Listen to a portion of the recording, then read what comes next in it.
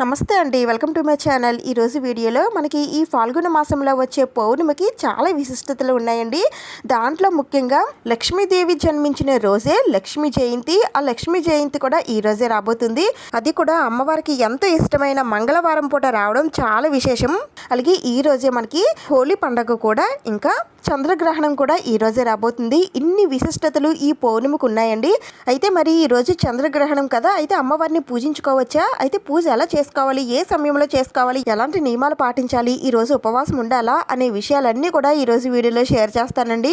అన్నీ కూడా వివరంగా చెప్తాను. వీడియో చాలా ఇంట్రెస్టింగ్గా ఉంటుంది, అందుకని వీడియోని మొత్తం చూడటానికి అయితే ట్రై చేయండి. దానికన్నా ముందుగా ఒక లైక్ అయితే చేయండి, అలాగే సబ్స్క్రైబ్ కూడా చేసుకోండి. అలాగే చంద్రగ్రహణానికి సంబంధించిన పూర్తి ఇన్ఫర్మేషన్, అంటే పొట్టు విడుపు స్నానాలు, భోజనం చేయవలసిన సమయాలు, గర్భిణీ స్త్రీలు పాటించవలసిన నియమాలు అనేవన్నీ కూడా నేను ఇంతకుముందు వీడియో చేసి పెట్టానండి. పంచాంగం చూపిస్తూ అన్ని కూడా వివరంగా చెప్పాను. ఒక్కసారి ఆ వీడియో చూస్తే చంద్రగ్రహణం కోసం పూర్తి డీటెయిల్స్ మీకు తెలుస్తాయి.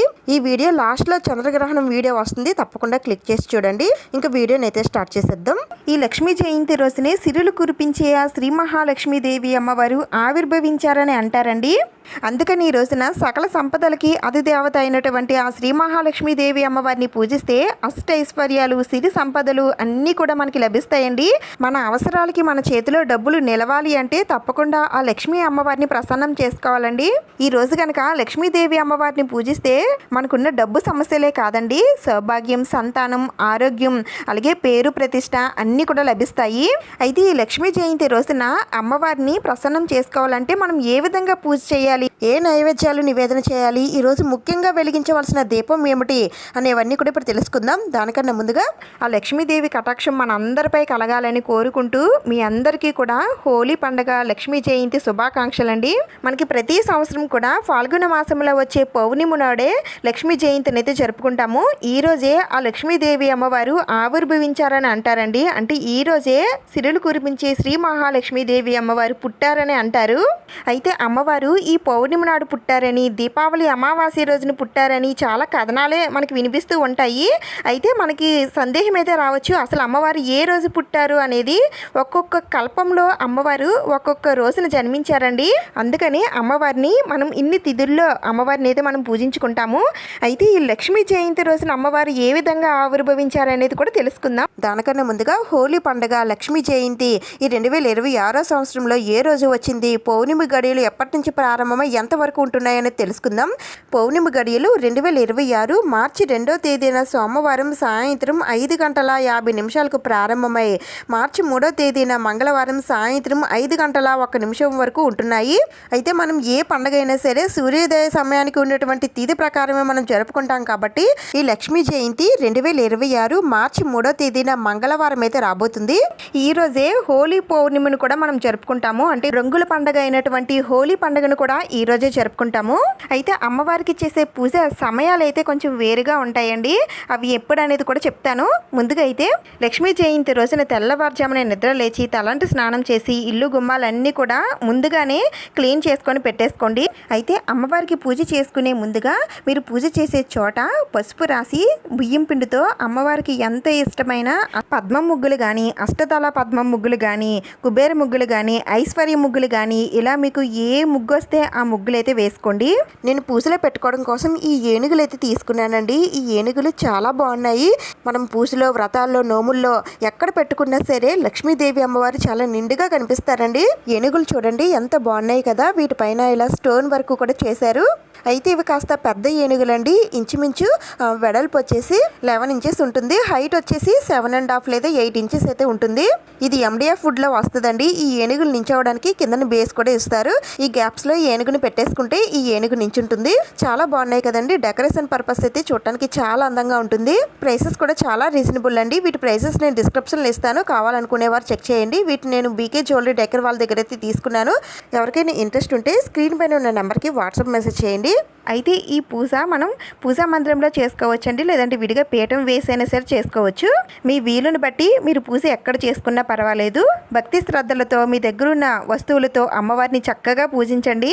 అమ్మవారి కటాక్షం ఏదో ఒక రూపంలో మన పైన కలుగుతుందండి. ఆ తర్వాత అమ్మవారి పీఠాన్ని ఏర్పాటు చేసుకొని పీఠం పైన అమ్మవారికి ఎంత ఇష్టమైన ఎరుపు రంగు క్లాత్ ఉంటే వేసుకోండి, లేదంటే పసుపు కలర్ క్లాత్ కానీ తెలుపు కలర్ క్లాత్ కానీ వేయండి. ఇప్పుడు ఈ క్లాత్ పైన ఒక తమలపాకు అయితే పెట్టుకోవాలండి. దాంట్లో ఒక గుప్పెడు కానీ 3 గుప్పెట్లు కానీ బియ్యం వేసుకోవాలి. ఆ బియ్యంలో కూడా పసుపు కుంకుమలు ఉంచి లక్ష్మీదేవి అమ్మవారి ఫోటోని అయితే పెట్టుకోండి. ఇలా విడిగా ఉన్న అమ్మవారి ఫోటో లేకపోయినట్లయితే వెంకటేశ్వర స్వామి వారు లక్ష్మీదేవి ఉన్నటువంటి ఫోటో అయినా, లేదంటే మనకి విష్ణుమూర్తి లక్ష్మీదేవి అమ్మవారి ఫోటో అయినా ఏదైనా సరే పెట్టుకోవచ్చండి. ఇప్పుడు అమ్మవారికి పువ్వుల మాలలతో, లేదంటే నగలతో, చిట్టుగాజుల మాలలతో, కాయిన్స్ మాలలతో, తామర గింజలతో ఇలా మీ దగ్గర ఏ మాలలు ఉంటే ఆ మాలలన్నీ కూడా అమ్మవారికి సమర్పించి అమ్మవారిని అందంగా అలంకరించండి.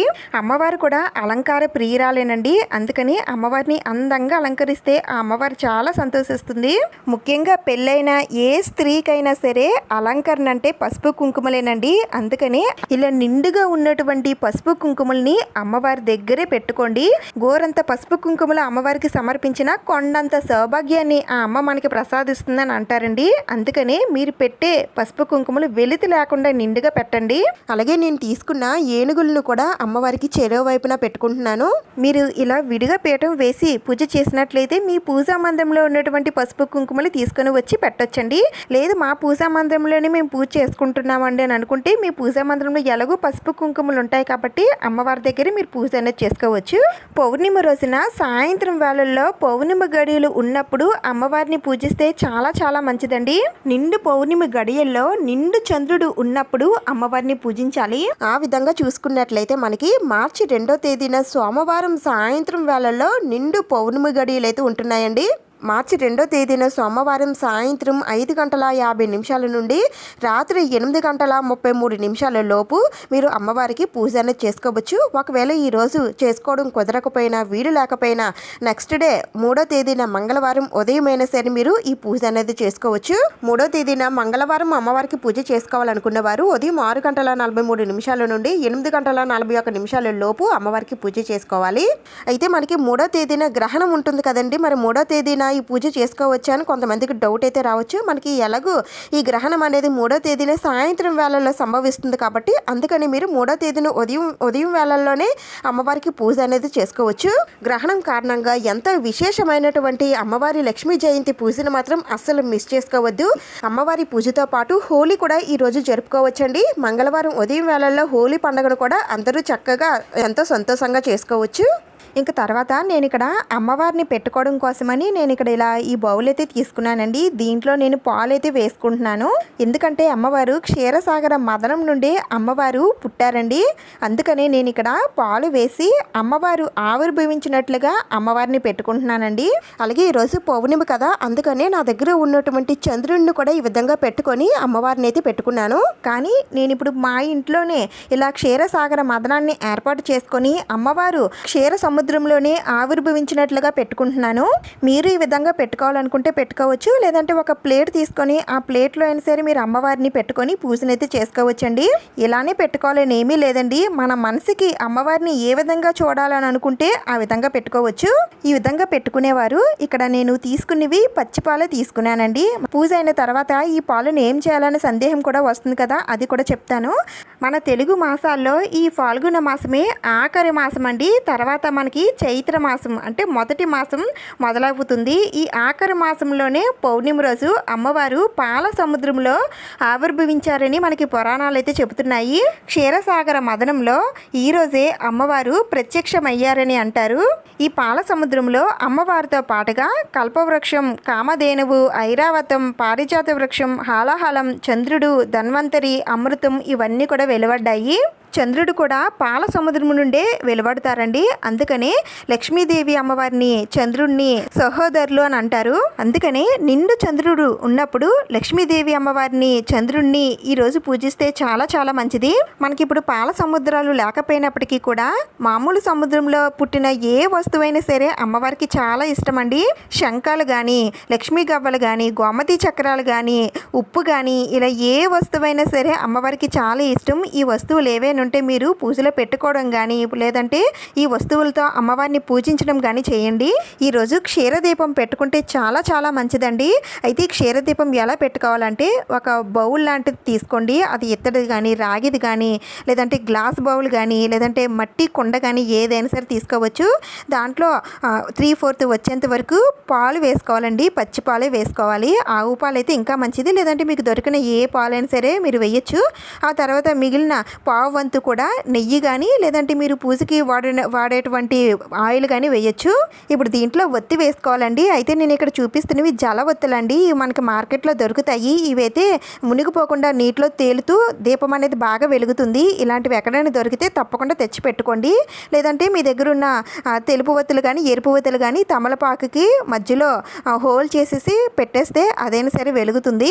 ఈ విధంగా ఈ క్షీరదీపాలు మీరు 1 కానీ 2 కానీ 3 కానీ ఎన్నైనా సరే పెట్టుకోవచ్చండి. దీంతో పాటుగా తప్పనిసరిగా ఈరోజు కామాక్షి దీపం ఉంటే పెట్టుకోండి. కామాక్షి దీపం కానీ లక్ష్మీ దీపం కానీ గజలక్ష్మి దీపం కానీ అష్టలక్ష్మి దీపాలు కానీ ఏ దీపాలు ఉంటే ఆ దీపాలు పెట్టుకోండి. అయితే దీపాలు ఇన్నే పెట్టుకోవాలని ఏమీ లేదండి. మీకు ఎన్ని వీలైతే అన్ని పెట్టుకోవచ్చు. ఈ లక్ష్మీ జయంతి రోజున అమ్మవారికి సంబంధించిన ఏ కొత్త వస్తువు అయినా సరే అమ్మవారి పూజలో పెట్టుకుంటే చాలా చాలా మంచిదండి. అవి దీపాలు కానీ కుబేర కుండలు కానీ లేదంటే ధనలక్ష్మి కొంచాలు కానీ ధాన్యం బుట్టలు కానీ లేదంటే గోమతి చక్రాలు లక్ష్మీ గవ్వలు అమ్మవారికి ఏ వస్తువు అయితే మీరు కొని తెచ్చుకుంటారో ఆ వస్తువులు ఈరోజు తప్పనిసరిగా పూజలు అయితే పెట్టుకోండి. నేనైతే ఈ గంగాళం అయితే తీసుకున్నానండి. ఇదైతే ఎంత బాగుందో నాకైతే చాలా బాగా నచ్చిందండి. ఇది ఇత్తడిలోనే 3Dలో వస్తుంది. ఒకవైపు స్వామివారు ఉంటారండి, ఇంకొక వైపు అమ్మవారు ఉంటారు. అమ్మవారు స్వామివారి విగ్రహాలు అలా దీనికి అతికించినట్టుగానే ఉంటుందండి. అంత బాగుంటుంది. డిజైన్ కూడా చాలా బాగుంటుంది. ఇప్పుడు నేను దీన్ని పూజలు అయితే పెట్టుకోబోతున్నాను. దీన్ని మనం కుబేర కొంచెంగా వాడుకోవచ్చు, లేదంటే ప్రసాదం వేసి అమ్మవారికి స్వామివారికి నివేదన చేయవచ్చు, లేదంటే దీంట్లో కాయిన్స్ వేసి అమ్మవారి దగ్గర పెట్టుకోవచ్చు. ఇలా దేనికైనా సరే గంగాళాలు మనం వాడుకోవచ్చండి. అయితే నేను దీన్ని శివ పూజ నీడ్స్ వారి దగ్గర అయితే తీసుకున్నాను. ఎవరికైనా కావాలి అనుకుంటే ఇక్కడ ఉన్న స్క్రీన్ పైన ఉన్న నెంబర్కి వాట్సాప్ మెసేజ్ చేయండి. అలాగే పూజలో తప్పనిసరిగా ఇలా నిండుగా ఉన్నటువంటి చెంబుతో నీటిని కూడా పెట్టుకోండి. దీపారాధనకి ఆవు నెయ్యి వాడితే చాలా చాలా మంచిదండి. ఒకవేళ ఆవు నెయ్యి లేకపోయినట్లయితే నువ్వుల నూనె కానీ కొబ్బరి నూనె కానీ వాడవచ్చు. అయితే దీంట్లో వేసే ఒత్తులు ఎరుపు ఒత్తులు వేస్తే చాలా మంచిదండి. ఎరుపు ఒత్తులు కానీ లేదంటే తెలుపు ఒత్తులను కానీ వేయవచ్చు. ఇంతేనండి. ఈ విధంగా పూజకు కావాల్సిన సామాగ్రి అన్నీ కూడా పెట్టేసుకున్న తర్వాత అమ్మవారికి ఎంతో సుగంధభరితమైన జవ్వాది పౌడరు లిక్విడ్ ఏ ఉంటే అవన్నీ కూడా మీరు పూజలో వేసుకోండి. లేదంటే పచ్చకర్పూరం కానీ లేదంటే ముద్ద కర్పూరం కానీ చితిపి అక్కడక్కడ వేయండి. నేనైతే ఇక్కడ వేయడం మర్చిపోయాను, తర్వాత అయితే వేసాను. ఈ విధంగా అన్నీ పెట్టేసుకున్న తర్వాత ఇప్పుడు యాగహారతితో దీపారాధన అయితే చేసుకోండి. ముందుగా కామాక్షి దీపాలు వెలిగించుకున్న తర్వాత క్షీరదీపం ఇంకా మీరు ఏ దీపాలు పెట్టుకుంటారో అన్ని దీపాలు కూడా వెలిగించేసుకోండి. ఇలా దీపాలు వెలిగించిన తర్వాత దీపలక్ష్ముల దగ్గర కొద్దిగా పసుపు కుంకుమ అక్షింతలు పువ్వులు వేసి ముందుగా ఆ దీపలక్ష్ములకి దండం పెట్టుకోండి. ముందుగా ఆది దేవుడైనటువంటి వినాయకుడికి ముందుగా పూజనైతే చేసుకోండి. నేను ఇక్కడ వినాయకుడిని అయితే పెట్టుకోలేదు. మీరైతే తప్పనిసరిగా వినాయకుడికి పూజ చేసుకున్న తర్వాతనే లక్ష్మీదేవి అమ్మవారిని అయితే పూజించండి.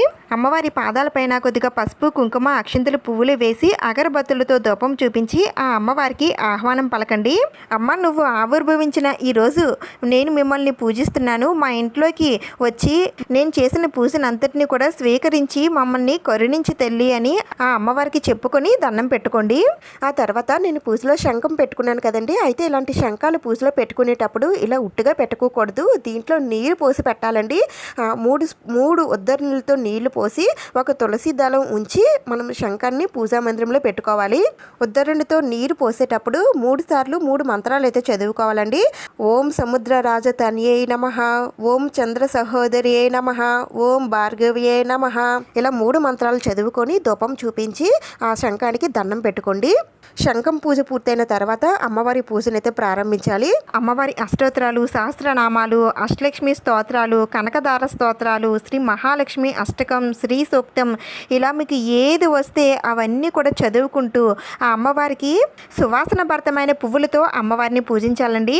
చంద్రుడికి తెల్లని పువ్వులు అంటే ఇష్టం, అమ్మవారికి సువాసన భరితమైన పువ్వులు అంటే ఇష్టం. ఈ రెండు కలగలిసిన మల్లె పువ్వులతో అమ్మవారిని పూజిస్తే చాలా చాలా మంచిదండి. అయితే తొడుము ఉన్నటువంటి పువ్వుల్ని అమ్మవారికి సమర్పించకూడదండి. అందుకనే అమ్మవారికి అష్టోత్తరం చేసుకునేటప్పుడు మనం సమర్పించాల్సిన పువ్వులకి తొడుము తీసేసి పువ్వుల్ని సమర్పించాలి. అదే మనం ఫోటోకి పెట్టే పువ్వులకైతే తొడుము ఉన్నా పర్వాలేదు, కానీ అమ్మవారికి అష్టోత్తరం చేసేటప్పుడు పువ్వులు సమర్పిస్తాం కదా, దానికైతే ఎట్టి పరిస్థితుల్లో తొడుము అయితే ఉండకూడదండి. ఈ పువ్వులతో కాకుండా అమ్మవారి అమ్మవారికి ఇష్టమైన మంగళకరమైన వస్తువులు ఉంటాయి కదండి.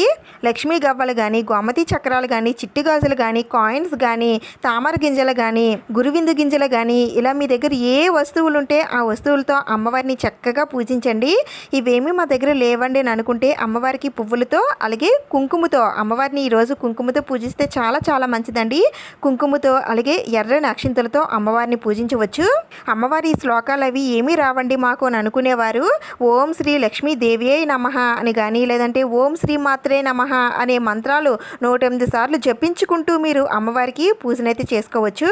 కాయిన్స్తో కూడా అమ్మవారిని పూజించవచ్చండి. అయితే నేను తీసుకున్న ఈ గంగా జలంలోనే ఒక్కొక్క కాయిన్ అమ్మవారికి సమర్పిస్తూ నేను ఈ గంగాలన్నీ కాయిన్స్తో నింపుకుంటున్నాను. ఇలా నింపుకున్న ఈ గంగాలన్నీ పూజా మందిరంలో ఉంచుకుంటే చాలా చాలా మంచిదండి. ఒకవేళ మీ దగ్గర ఈ గంగాలం లేకపోయినా ఏదైనా ఎత్తడి బౌల్ తీసుకొని ఆ బౌల్ నిండుగా కాయిన్స్ వేసి అమ్మవారికి పూజ అనేది చేసుకోవచ్చు. అమ్మవారికి పూజ చేసుకునేవారు ఉదయం నుండి సాయంత్రం వరకు ఉపవాసం ఉంటే చాలా చాలా మంచిదండి. ఈరోజు నాన్ వెజ్ లాంటిది ఏమి కూడా తినకూడదండి. బ్రహ్మచర్యం పాటించాలి. అలాగే నేలపైన పడుకోవాలి. కొత్తగా ఎవరైనా ఈరోజు తులసి మొక్కని నాటాలి అనుకుంటే తప్పకుండా తెచ్చుకొని ఈరోజు నాటండి. చాలా చాలా మంచిది. ఆ అమ్మవారి తులసి మొక్క రూపంలో మన ఇంటికి వస్తుందని అర్థం. మీరు 2వ తేదీన సోమవారం సాయంత్రమే అమ్మవారికి పూజ చేసుకున్నట్లయితే చంద్రుడికి కూడా పూజ చేసుకోండి. అంటే చంద్రుడికి నైవేద్యంగా పాలు కానీ పరమాన్నం కానీ చంద్రుడు వెన్నెల పడేటట్టు పెట్టుకొని లలిత సహస్రనామాలు చదువుకోండి. చాలా చాలా మంచి ఫలితాలు అయితే కలుగుతాయి. ఇంకా 3వ తేదీన మంగళవారం ఉదయం పూజ చేసుకునేవారు అమ్మవారికి ఈ విధంగా పూజ చేసుకుంటే సరిపోతుందండి. ఇంకా ఈరోజు చంద్రుడికి పూజ చేయడానికి రాత్రి వేళల్లో పౌర్ణమి గడియలు అయితే ఉండవండి. అందుకనే అమ్మవారికి పూజ చేసుకుంటే సరిపోతుంది. ఇలా అమ్మవారికి పూజ చేసుకున్న తర్వాత ఎవరికైనా ముత్తైదువులకి తాంబూలం ఇవ్వండి. చాలా చాలా మంచిది. ఎవరు లేకపోయినట్లయితే ఆ అమ్మవారికి తాంబూలం ఇవ్వండి. ఇలా పూజ అంతా చేసుకున్న తర్వాత అమ్మవారికి అగరబత్తులతో దూపం చూపించి నైవేద్యం నివేదన చేయాలండి. ఈరోజు అమ్మవారికి పాలతో తయారు చేసినటువంటి ఏ నైవేద్యమైనా సరే పెట్టచ్చండి. అంటే పరమాన్నం కానీ క్షీరాన్నం కానీ లేదంటే పాలైనా సరే పెట్టచ్చండి. అంటే మరిగించిన పాలే పెట్టాలి. నైవేద్యం ఎప్పుడు కూడా మరిగించిన పాలల్లో కొద్దిగా యాలకులు బెల్లం వేసి అమ్మవారికి నివేదన చేయవచ్చండి. వీటితో పాటు మీకు దొరికినటువంటి పళ్ళును కూడా అమ్మవారికి నివేదన చేయండి. ఆ తర్వాత అమ్మవారికి నైవేద్యాలు చూపించి స్వీకరించి తల్లి అని చెప్పుకొని తర్వాత తాంబూలం కూడా ఇచ్చి అమ్మవారికి ధూపం వేయండి. సాంబ్రాణితో అమ్మవారికి ధూపం వేస్తే చాలా చాలా మంచిది. ఆ తర్వాత కొబ్బరికాయను కూడా నివేదన చేసి అమ్మవారికి హారతనివ్వండి. నేను ఈరోజు అమ్మవారికి 5 ఒత్తులతో హారతనైతే ఇస్తున్నానండి. దీన్నే పంచహారత అని కూడా అంటారు. అయితే నేను ఈ విధంగా ప్లేట్లో 5 ఒత్తులు వేసుకొని అమ్మవారికి హారతనైతే సమర్పిస్తున్నాను. ఆ తర్వాత కొద్దిగా అక్షింతలు పువ్వులు తీసుకొని అమ్మవారి పాదాలపైన వేసి 2 చేతులు జోడించి శిరస్సు వంచి అమ్మవారికి దండం పెట్టుకోండి. మీకున్న కోరిక ఏదైనా సరే అమ్మవారికి చెప్పుకోండి. ఆ అమ్మవారు ఏదో ఒక రూపంలో మనకున్న సమస్యలన్నీ కూడా దూరం చేసి ఆ అమ్మవారు మన దగ్గర చేరుతుంది. అమ్మవారికి పూజ చేసినటువంటి కుంకుమని నుదుటిన ధారణ చేసుకోండి. పూజ చేసినటువంటి పువ్వుల్ని కూడా తలలో పెట్టుకోండి. ఈ విధంగా లక్ష్మీ జయంతి రోజున అమ్మవారిని ఎవరైతే పూజిస్తారో తప్పకుండా అమ్మవారి కటాక్షం అనేది కలుగుతుంది. అయితే అమ్మవారి పూజని పీఠం వేసి చేసుకున్నవారు సోమవారం పూజ చేసుకున్నవారు అమ్మవారి పూజ అయిన తర్వాత పీఠాన్ని అయితే కదిపేయండి. ఎందుకంటే నెక్స్ట్ డే మనకి మంగళవారం అలాగే చంద్రగ్రహణం కూడా వస్తుంది కాబట్టి అందుకని మంగళవారం ఉంచడం అంత మంచిది కాదు. అందుకని ముందుగానే మీరు పూజ చేసుకున్న వెంటనే ఈ పూజా పీఠాన్ని కదిపేసుకోండి. ఇంకా మంగళవారం పూజ చేసుకున్నవారు పూజా పీఠాన్ని వేయకుండా మీ పూజా మందిరంలోనే పూజనైతే చేసుకోండి. ఇంకా పూజలో పెట్టిన వస్తువులు ఏం చేయాలంటే అమ్మవారిని ఉంచినటువంటి పాల సముద్రం ఉంది కదండి. ఈ పాలుని పూజ అయిన తర్వాత తీసేసి ఈ పాలుని మరిగించి మీరు తాగొచ్చు. అలాగే పిల్లలకి కూడా ఇవ్వచ్చండి. చాలా చాలా మంచిది. అలాగే అమ్మవారి దగ్గర పెట్టిన క్షీర దీపాలన్నీ కూడా కొండెక్కిన తర్వాత ఈ పాలని ఏదైనా చెట్ల మొదట్లో వేసేయండి. ఇంకా అమ్మవారికి నైవేద్యంగా పెట్టినవి మనం ప్రసాదంగా తీసుకోవాలి. ఇంకా పూజలో ఉంచినటువంటి శంఖాన్ని కానీ చంద్రుడిని కానీ అలాగే కాయిన్స్తో నింపుకున్న ఈ గంగాలాన్ని కానీ అన్నీ కూడా పూజా మందిరంలో పెట్టేసుకోవాలి. ఇంకా శంఖంలో వేసినటువంటి నీటిని సంతానం లేనటువంటి వారు ఆరోగ్యం బాలైన వారు ఈ నీటిని రోజు పుచ్చుకుంటే మంచి ఫలితాలు అయితే పొందుతారండి. అయితే ఈ శంఖాలు ఎలాంటి శంఖాలు తెచ్చుకోవాలి శంఖం కోసం పూర్తి ఇన్ఫర్మేషన్ నెక్స్ట్ వీడియోలో షేర్ చేస్తానండి. తప్పకుండా సబ్స్క్రైబ్ చేసుకొని పెట్టుకోండి. ఇంకా పూజ చేసినటువంటి పసుపు కుంకుమని మీరు రోజు కూడా నుదుటిన ధారణ చేసుకోండి. అలాగే పసుపునైతే మీరు నాన్ వెజ్ తినని వంటల్లో వాడుకోండి. ఇంకా అమ్మవారి పూజలో పెట్టిన కుబేర కుండలు కానీ ధనలక్ష్మి కొంచెం కానీ మీరు పూజా మందిరంలో పెట్టేసుకోండి. అలాగే పసుపు కుంకుమలు కూడా మీరు పూజా మందిరంలో పెట్టేసుకోండి. మంగళవారం లక్ష్మీ జయంతితో పాటుగా హోలీ పండుగ కాబట్టి అమ్మవారికి పూజ చేసుకున్న అనంతరం హోలీ రంగులు అయితే జల్లుకోండి. ఈ విధంగా లక్ష్మీ జయంతి రోజున ఆ లక్ష్మీదేవి అమ్మవారికి పూజనైతే చేసుకొని ఆ అమ్మవారి ఆశీర్వాదం అయితే పొందండి. ఈ వీడియోలో మీకు ఎలాంటి డౌట్స్ ఉన్నా సరే నేను కామెంట్స్లో అడగొచ్చండి, నేను తప్పకుండా రిప్లై ఇస్తాను. అలాగే అమ్మవారు ఎలా ఉన్నారో నాకు కామెంట్స్లో చెప్పడం మాత్రం మర్చిపోకండి. అలాగే ఈ వీడియో మీకు నచ్చింది, యూజ్ అయ్యింది అని అనిపిస్తే ప్లీజ్ తప్పకుండా లైక్ చేయండి, షేర్ చేయండి, సబ్స్క్రైబ్ చేసుకోండి. ఇంకొక మంచి వీడియోతో మళ్ళీ కలుద్దాం. Thank you for watching.